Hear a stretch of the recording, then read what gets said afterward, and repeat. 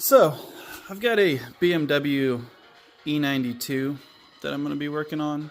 It's a 3 Series from 2008, and I pulled this ly6 6-liter out of a 2007 Chevy 2500. I'm going to be taking this engine apart, going through it, making sure everything's good. It did run when I pulled it. The wiring harness is here, so I've got all the plugs and connections that I'll need, and harness and stuff. But I might be going with a max ECU, which is going to be able to control the transmission that I want to run, which is going to be an 8HP70, something like out of a Dodge Ram 1500 from 2015 to 2020 window, I believe. So today's video, we're going to get this thing torn down. This is exactly how you would get it if you were to get one from a junkyard. They might come with more accessories and stuff. I do have the accessories, I just don't have them on it. I pulled all that stuff off to make it easier to get out. I have already gone and I pulled all these 8mm screws out of the intake manifold. And, oh no, she should be ready to lift off. Oh yeah, she's ready. One of them was still catching a thread. And now we get to take a peek inside and see what all of our runners look like. And it's kind of interesting. You can see where the injector was spraying on a couple of these. Like that one, you can see where that injector was spraying. It's nice and clean. This one too. Super cool. Alright, let's keep on tearing this thing apart. Alright, I went ahead and pulled the valve covers off, and something I'm noticing right now. This guy is not painted, but this guy has been painted silver. So, that may not be a factory head where this might be. Interesting. We'll get to know more.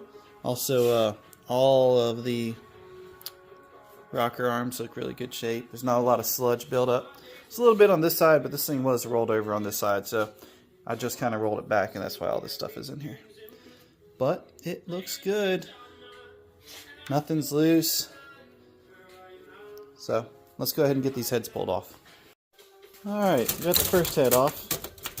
This head gasket is not wanting to let go of the threads on the bolts, but we'll get it. But everything looks pretty good. You know, nice chocolate. Just a little bit of rust starting, but that's probably where I just washed it.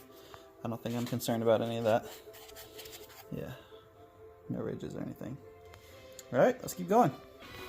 Alright, got the head off the other side. Looks really good. Yeah, especially out here where it's not any carbon buildup. There is a good bit of carbon buildup, but we're going to get that with some brake clean and some wire wheels or whatever it takes. Pulled some of the lifters out. They actually look really good, but I have a whole set of them to go back in. So we're just going to go with that. I got lifters and trays and all, seals. There is a good bit of like buildup in the coolant passage. I'll probably try to do something to clean that out once I get it back in the truck. But for right now, I think I'm just going to hit it with a screwdriver through all the crusties, knock it out, get these guys all pulled out, and just start cleaning. But first I want to pull this out, and I want to get that harmonic puller timing chain cover off, and then I'm going to roll it over and get the oil pan, and we'll check out the bearings, because that's what I'm most worried about. Of course, I put the oil pan down after I flip it over and dump the last little bit of water coolant and some oil out. Gotta say, not a lot of sludge. It's pretty clean. Now remember, this motor had 240,000 miles on it, so I consider this to be pretty decent for 240,000 miles. I've seen motors with much less, with sludge built up that you can wipe it up and scoop it with a putty knife, so this looks pretty good. On the other side, looking good over here too. One thing that I don't like this, they have a provision to put 2 oil pickup bolts in here. They only use 1. So I did buy a kit and a oil pickup tube that will utilize both. So that'll be a small minor improvement that I'm going to be doing. Something else to note is there is nothing in the screen here, which is also really good. Definitely don't want to see any metal shavings or anything like that up in there. This O-ring looks pretty good, so This engine also had really good oil pressure, so I think that probably constitutes why. Did have really good suction. It's probably got a good oil pump in it, but I did purchase a new oil pump. It's like a Melling or something like that. So let's see what this looks like. Don't worry, it's trash. Oh yeah.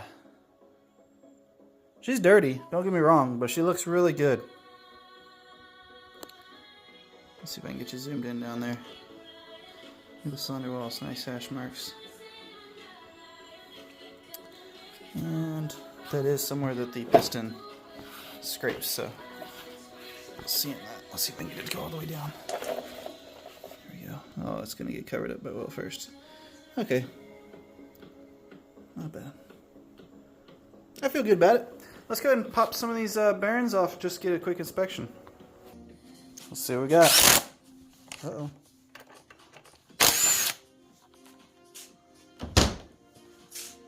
We'll see this for the first time together. Man, that actually looks really good. Wow. Alright, so that bearing... Hold on. I'll set you down. Wipe some of the oil off. This bearing looks amazing. There is like nothing on it. Oh yeah, we got a good motor, boys and girls. Heck yeah. I'm also wondering, since we saw that different painted head, I'm wondering if this was a reman.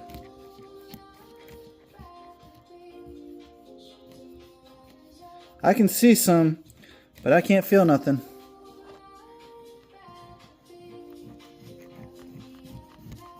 You know, it just feels like a rough surface. Heck yeah. Let's get some more. Alright. So the main bearings have some pitting, and they also have just enough. I don't know if you can hear it. Just enough scoring to grab the nail. About 3 spots down through there.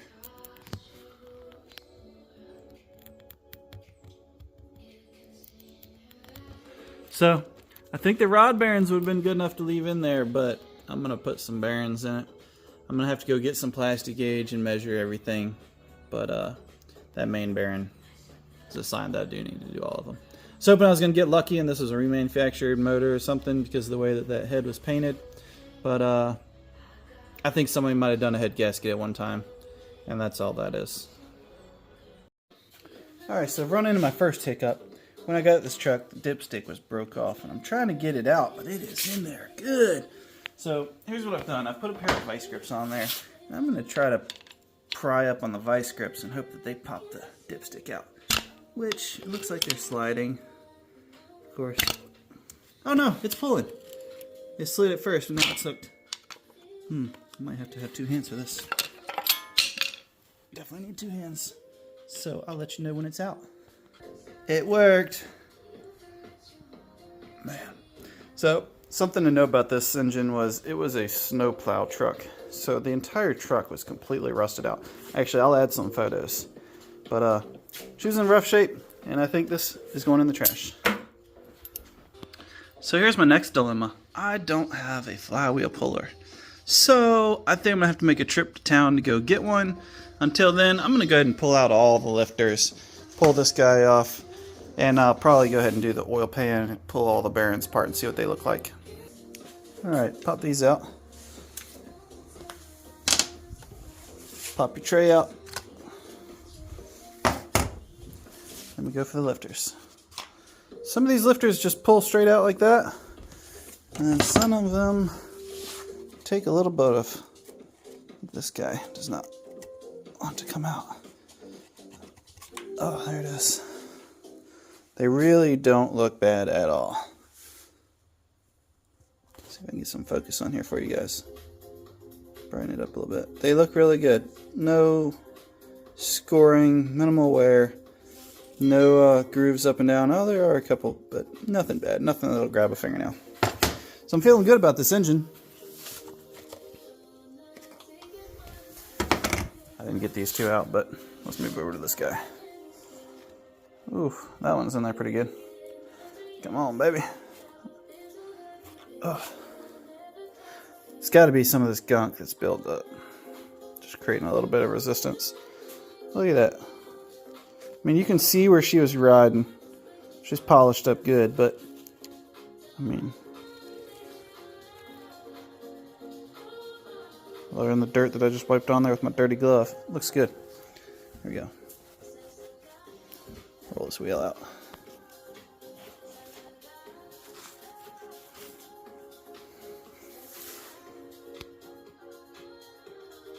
She looks good. Alright, now we've gotten all of our rod bearings and all but the ends for the mains, because I need to get this flywheel pulled off to get this cover off. And then I need to get this rear cover off, which unfortunately means I'm going to have to take it off the stand because I can't get anything in here to these bolts behind here. So these bolts all got to come out, so I'm going to have to figure out a way to pick it up, zap those bolts out, then I can lift the crank out. I might not even lift the crank out. I might just go ahead and get this whole plate figured out. And right now I'm going to go track down some plastic gauge. And I'm going to check to see how bad these bearings were.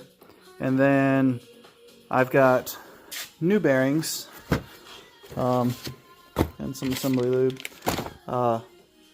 Put those in there and plastic gauge those and see how much of a difference it makes. Because I'm curious, how much difference do new bearings make? And I think that's also going to tell me how much wear is on this engine, which is, I don't know, I'm a data guy, but that seems like some good information and data to know. I'm also going to get a lot of brake clean, because this thing's nasty. Alright, I was actually able to get in there and squeeze out all of the bolts. I ended up having to use a wrench on some of them. It takes a little more time, but we got it. Now I'm trying to get this guy out, and she's like frozen there, so we're going to see if it can't get a bite on it. And pull her out. Oh, not quite. She's spinning.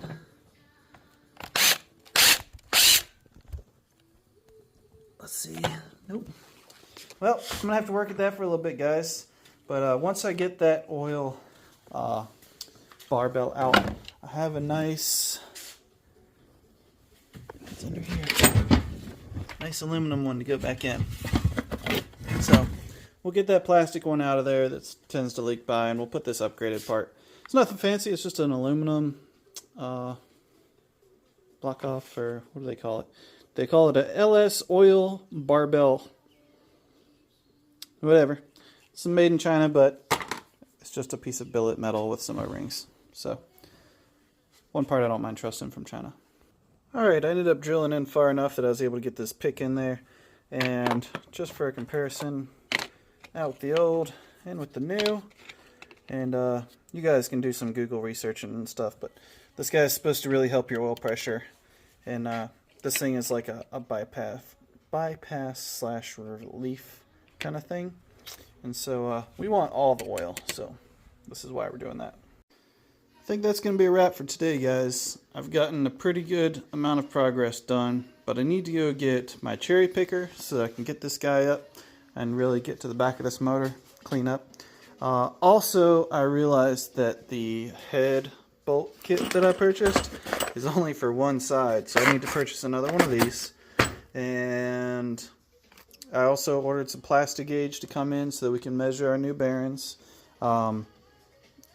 More than likely, I'll still just use the new bearings, and as long as they are close to spec, run them. As long as they're not too tight or too loose, we're going to send it.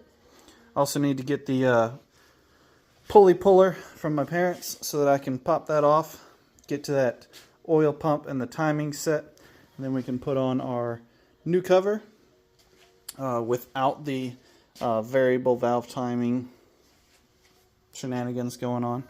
Also, I got to look over the heads really good. I didn't see any cracks or anything excessive for wear, so that will be happening. We'll get those cleaned up, is what I mean.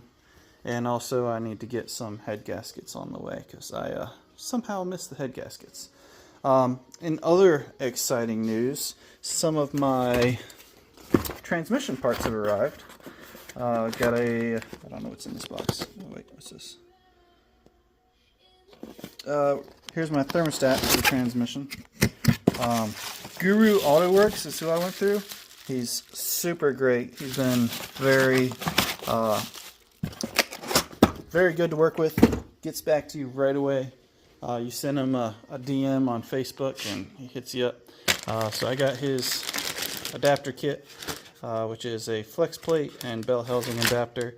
And then also this guy's done some E90 stuff, so he knows all the ins and outs that you need for the E90 kits and for just a LS to 8 HP swap. So very nice product. Reach out to Josh at Guru AutoWorks. Little shout out. Definitely getting some cool stickers. So the only thing left is I believe I need to get some headers and the LSX E90 engine mounts, engine and transmission mounts.